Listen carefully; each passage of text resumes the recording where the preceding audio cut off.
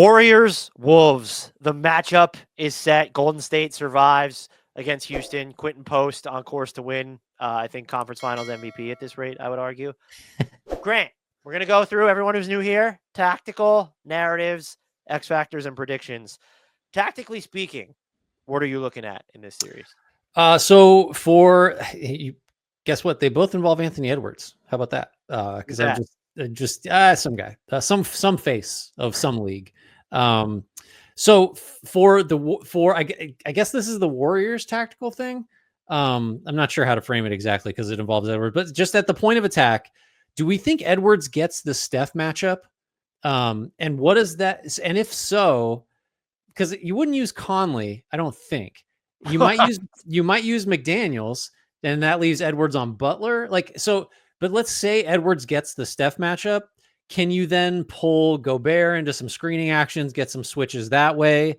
Can you, if you get doubles and traps, can the roll man, the outlet guy, kind of be more consistent than we saw? Like we've seen the Rockets are kind of an interesting, I don't know, preparation, I guess, for facing the Wolves in some ways. So I guess really it comes down to, is Edwards the point of attack? So is he like your Amen Thompson type? And then can he take Curry out of the game in the same way? And then if not, do you, as the Warriors, have the ability to get Gobert involved so you can get into your 4-on-3 stuff? And then will that go, it's like a trickle down thing. Then will that go better consistently than it did against the Rockets?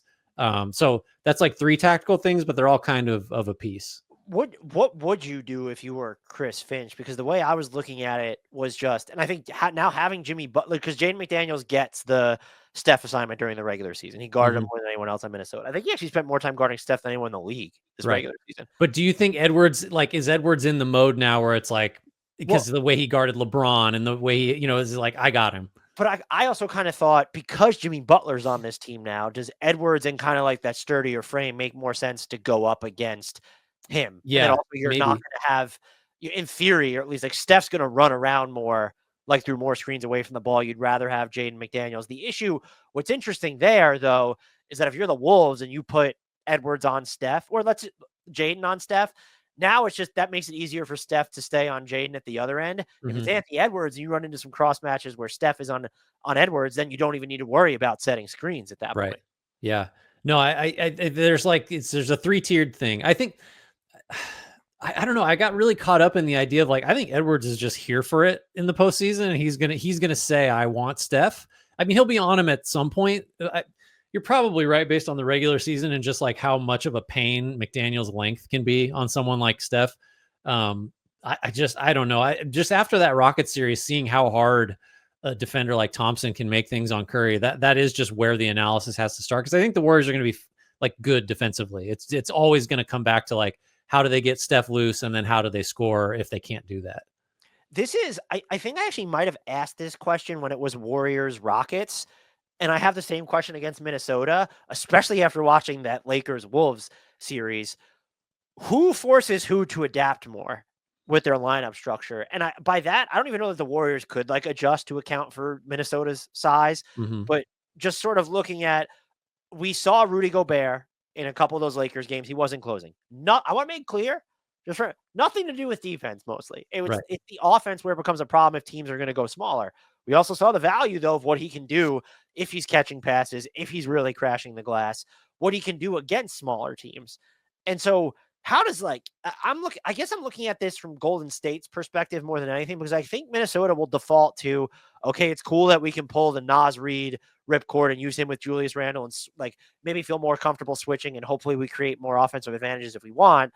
But you stick with the generational defender who is still a generational defender until you prove that you can. Mm-hmm. If you're the Warriors, how do you approach the Timberwolves size or the Rudy Gobert of it all? Yeah, I think it's not, it is different than the Rocket series in some ways, specifically, but the Warriors will be at a size and athleticism disadvantage. So that's the same. So they got, a bunch of games of preparation to deal with that. I would also say that historically, Steph has had pretty, little issue with Gobert if you can engineer some switches. I would say that like the presence of Ant and McDaniels, and you can just still have length and size between Randall and Naz Reid and other stuff on the back line. Like it's going to be a legit challenge to score, even if you can, get the kind of matchups that you want. I do think it's just a lot of it is going to come down to, and this will step on some things, but whatever.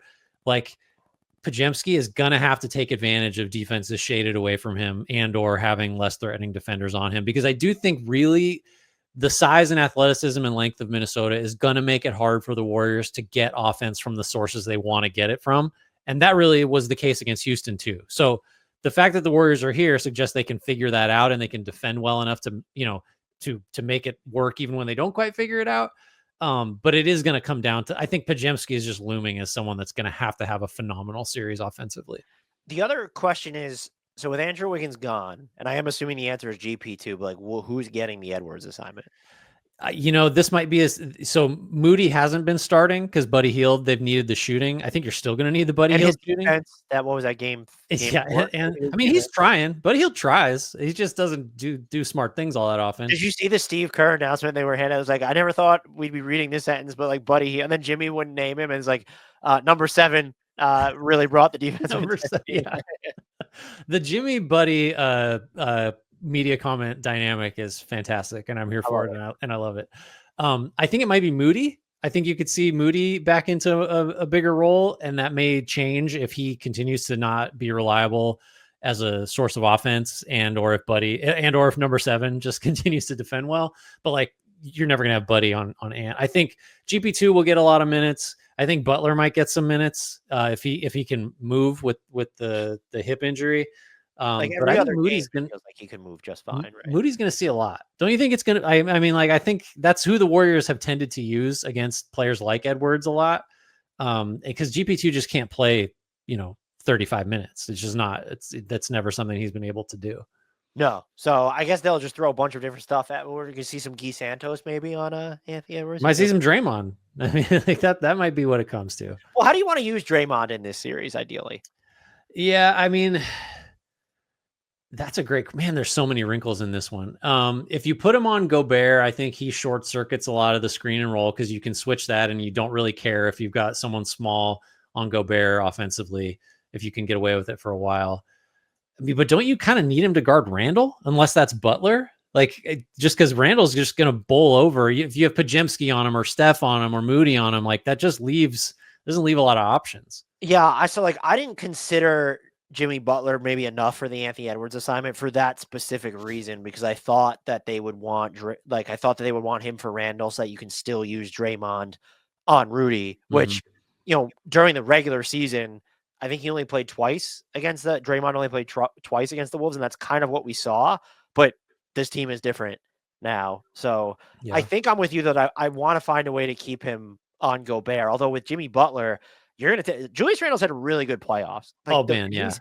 Like he will put you, even when he's not making shots, like he's going to, be a battering ram down the lane. And with Jimmy not healthy, do you want him taking that assignment? The flip side is, I guess Draymond has the ability to take on that, but like, what does that do to your shell defense if Draymond has to sort of lock in on Randall? Yeah, you really do want Draymond on the back line if you can. I mean, because the way they configure their starting lineup, there's just nobody else on the floor that can do anything on the back line, so he has to be back there.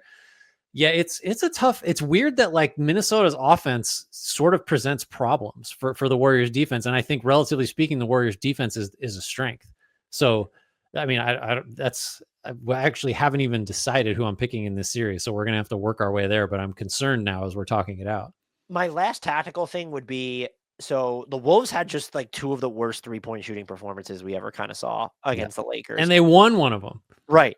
They did shoot like 42% on wide open threes, which is fine. But when you look at semi-open threes, which are really like semi-contested threes, it's with a defender between 4 and 6 feet away. And like when you're an NBA player size, but those are shots that you're going to have to take 24% on those bad boys. And now you kind of combine that with Anthony Edwards at the rim has just been so weird for a while, even when like the looks feel high percentage now. Like a lot of it I chalked up to, okay, the spacing environment isn't great, but I'm just looking at some of these misses from him at the basket.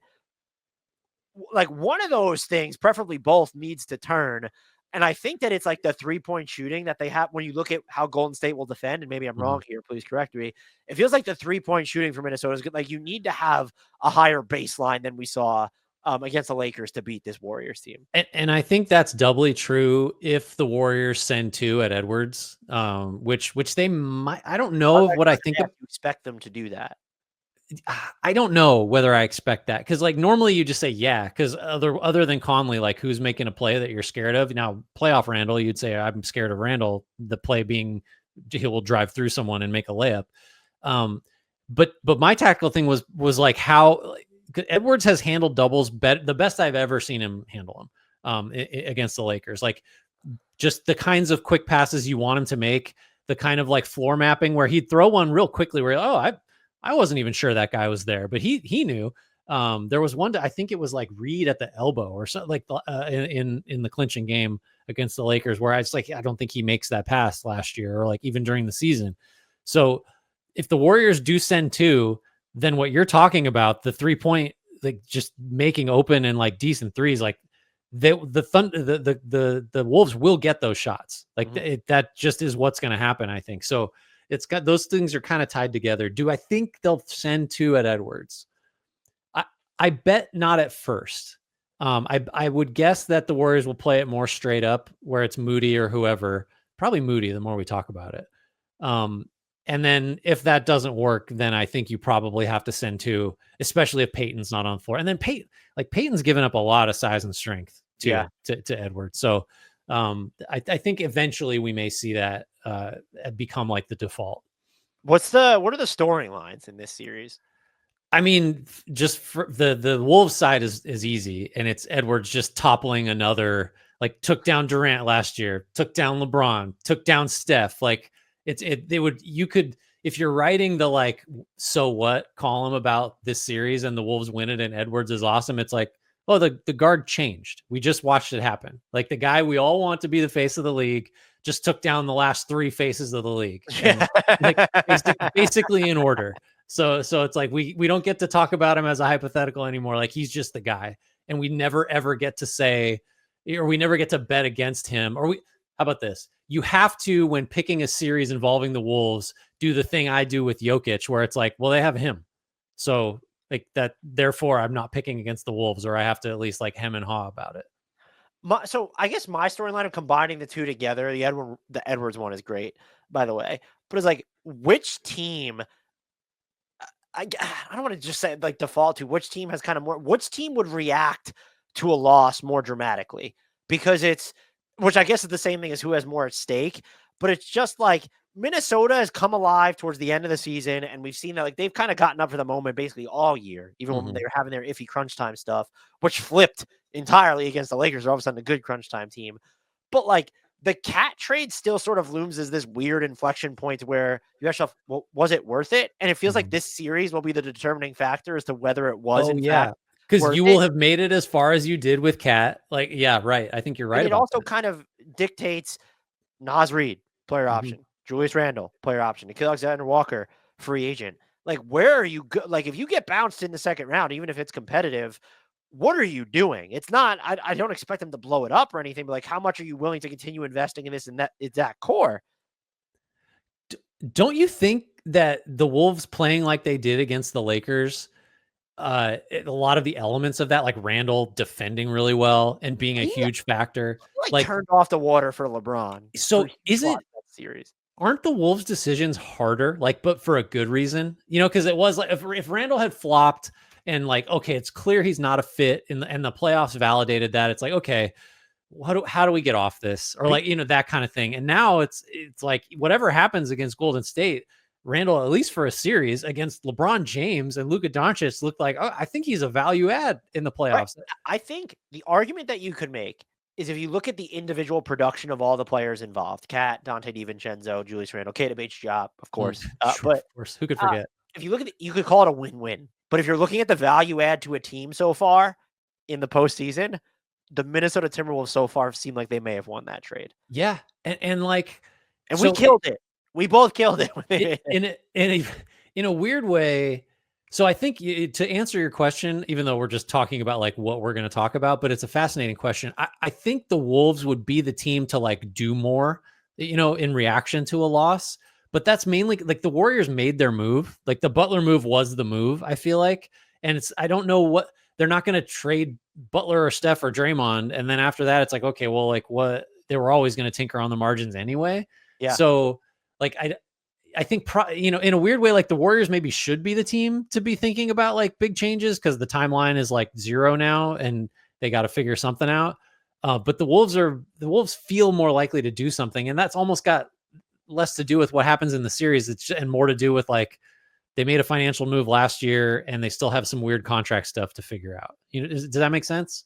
Yeah, and I mean, as you said, their decisions get harder in a good way because now if Nas Reed or Julius Randle become cap casualties, whether it's via trade or they opt out and leave or sign, Mm-hmm. whatever, that just looks again. If they win this series, that'll look damning. Mm-hmm. And like, but do you have enough to justify doing that even if you lose this series, given like what I know Luka was, did you see him running up and down the court by the end of that? Like, it was just like a skimper. It was just Right. very weird. So, and from the Warriors perspective, they could win or lose this series. I'm going to tell you my offseason dream transaction for them. Other stuff will need to be attached because this player's value is just imploded.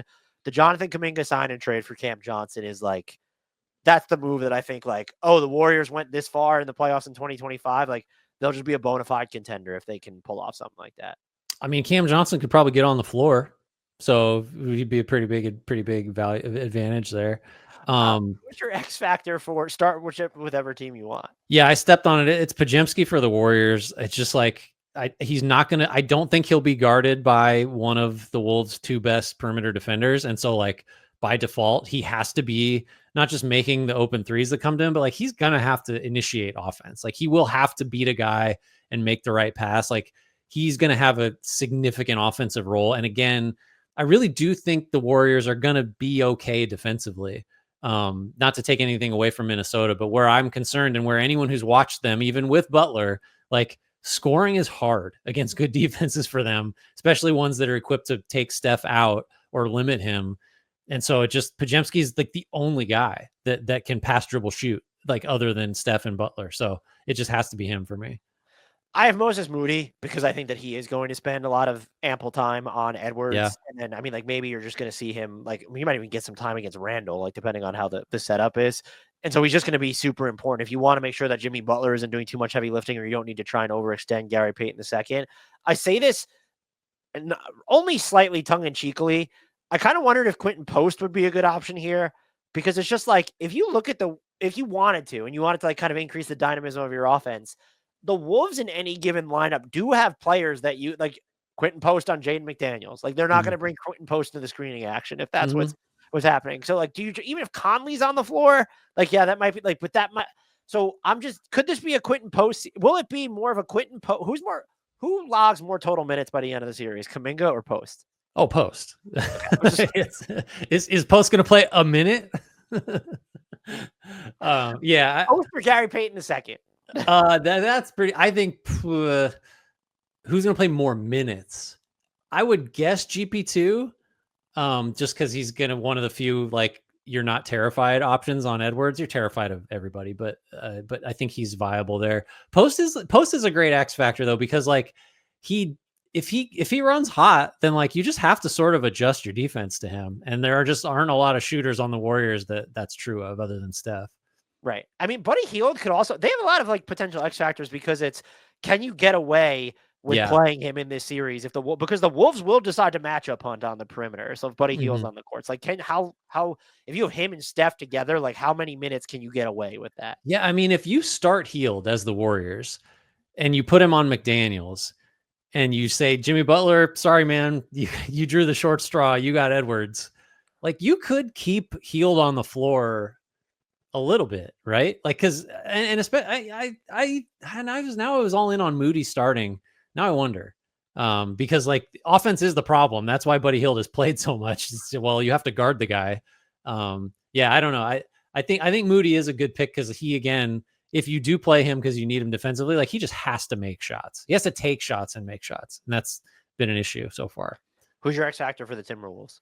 So this was hard. I think I'm going to say Nas Reed because I think with Gobert off the floor, the Warriors could kind of get some interesting stuff going on offense. And Reed has been just he gets better defensively, all the time. I don't think he's a minus, but if Reed and Reed is going to be a problem on offense too with his shooting and ability to he's going to be the biggest guy on the floor most of the time against the Warriors. If he can be decent on defense when and if he's the lone big, I think that makes things really, really hard for the Warriors. Because for Golden State to succeed, I think maybe like they'll need to have stretches where they're just like, oh, Gobert's off the floor, Reed's the lone big. Now we can score. And if they can do that, then maybe they go on to win it. If Reed is like good enough as the five, I don't know how the Warriors are going to put up enough points. I struggled between Dante DiVincenzo and Nickeil Alexander-Walker because I think that Walker will be called upon to he will get minutes against Steph Curry, maybe even Buddy Hield. But I really still just don't trust Minnesota's offense at its core.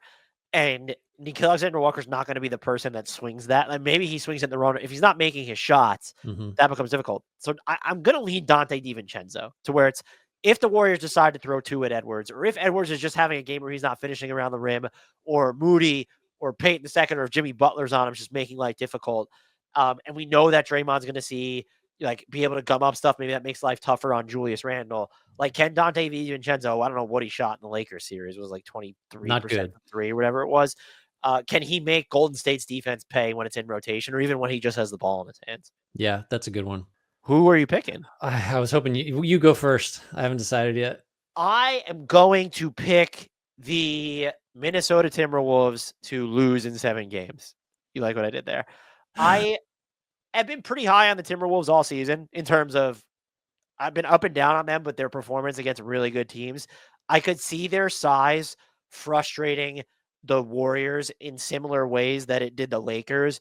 The difference to me is that I think Golden State has the ability to get more creative offensively. And I also think they just in general have more two-way players than the Lakers do. And so they can make life hell on Minnesota's offense, even more so than we saw like the Lakers do. And it's not, again, they have that same lack of size, but this is not, should we dust off Maxi Kleba or continue to be married to Jackson Hayes? It's, Draymond at the 5? Sure. That's the antidote to everything. I don't care what sort of your size is. It was close though. The Wolves have it wouldn't shock me if the Wolves won this in 5. So it's right.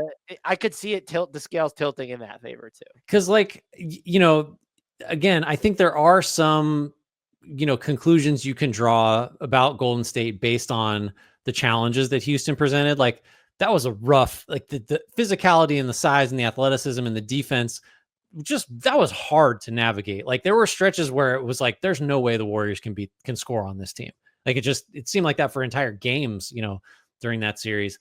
I don't think Minnesota's not that good. Not that overwhelming. They're not playing Jabari Smith Jr., Steven Adams, and Alperen Sengun at this right. And also Amin Thompson and Dylan Brooks. It's just they can't quite do that. Even Van Vliet, as a defender, is like Conley's working as hard as he can, but Conley's 37 and not as good a defender as Van Vliet. There's not a weak point really, unless you say Sengun and I don't know. I think I have to join you and go Warriors in 7, but that's a real heart pick. I think the head pick is so that's my official pick, Warriors in 7. The head pick is just Minnesota just presents so many physicality and size and just talent and athleticism problems that combine with Butler banged up with Steph's thumb thing. Steph has not had Steph's looked bad and has looked kind of manhandled by the Rockets late in that series. I think the head pick should be Minnesota, but I'm not going to do it. This is going to be a fun as hell series though. So we both have the Warriors in 7 games.